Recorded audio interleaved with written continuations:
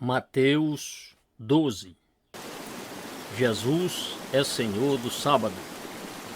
Por aquele tempo, no sábado, Jesus passou pelas searas. Estando seus discípulos com fome, começaram a colher espigas e a comer. Os fariseus, vendo isso, disseram a Jesus: Olhe, os seus discípulos estão fazendo o que não é lícito fazer no sábado.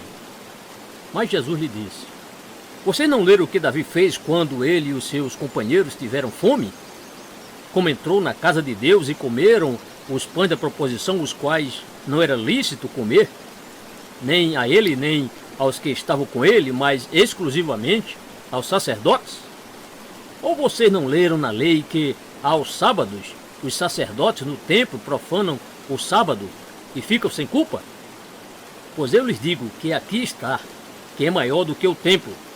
Mas se vocês soubessem o que significa quero misericórdia e não sacrifício, não teriam condenado inocentes.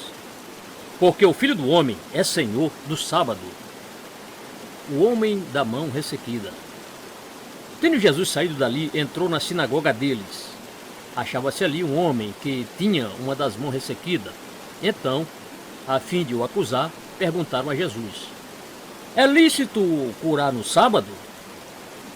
Ao que lhe respondeu: Quem de vocês será o homem que, tendo uma ovelha, e no sábado esta cair numa cova, não fará o esforço para tirá-la dali? Ora, quanto mais vale um homem do que uma ovelha, logo, é lícito nos sábados fazer o bem. Então Jesus disse ao homem: Estenda a mão. O homem estendeu a mão, e ela foi restaurada e ficou sã como a outra. Mas os fariseus, saindo dali, conspiravam contra ele, procurando ver como o matariam. O servo escolhido de Deus. Mas Jesus, sabendo disto, afastou-se dali. Muitos o seguiram, e a todos ele curou, advertindo-lhes, porém, que não o expusessem à publicidade. Isso aconteceu para se cumprir o que foi dito por meio do profeta Isaías: Eis aqui o meu servo que escolhi, o meu amado, em quem a minha alma se agrada. Farei repousar sobre ele o meu espírito, e ele anunciará juízo aos gentios. Não entrará em discussões, nem gritará, nem fará ouvir nas praças a sua voz. Não esmagará a cana quebrada, nem apagará o pavio que fumega, até que faça vencedor o juízo. E no seu nome os gentios colocarão a sua esperança. Jesus e Beelzebul. Então trouxeram a Jesus um endemoniado, cego e mudo. Jesus o curou, e o homem passou a falar e a ver. E toda a multidão se admirava e dizia: Não seria este, por acaso, o filho de Davi? Mas os fariseus, ouvindo isto, diziam: Este não expulsa demônios senão pelo poder de Beelzebul, o maioral dos demônios. Mas Jesus, sabendo o que eles pensavam, disse-lhes: Todo reino dividido contra si mesmo ficará deserto, e toda cidade ou casa dividida contra si mesma não subsistirá. Se Satanás expulsa Satanás, está dividido contra si mesmo. Como então o seu reino subsistirá?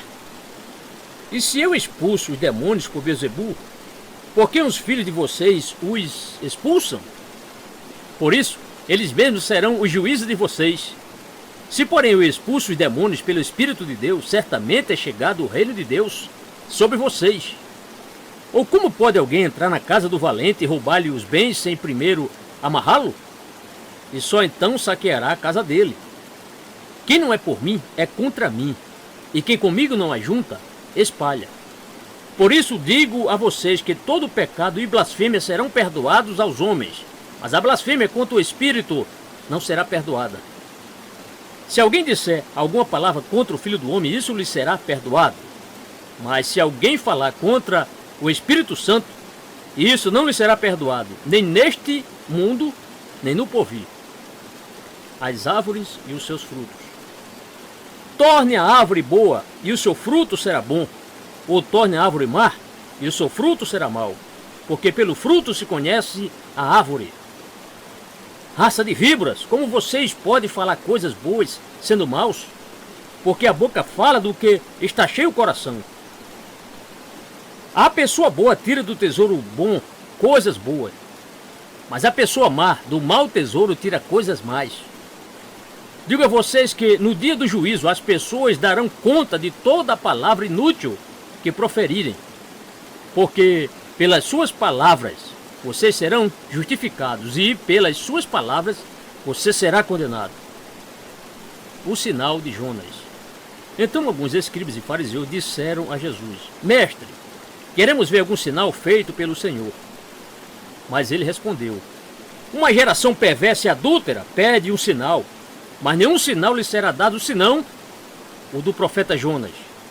Porque assim como Jonas esteve 3 dias e 3 noites no ventre do grande peixe, assim o Filho do Homem estará 3 dias e 3 noites no coração da terra.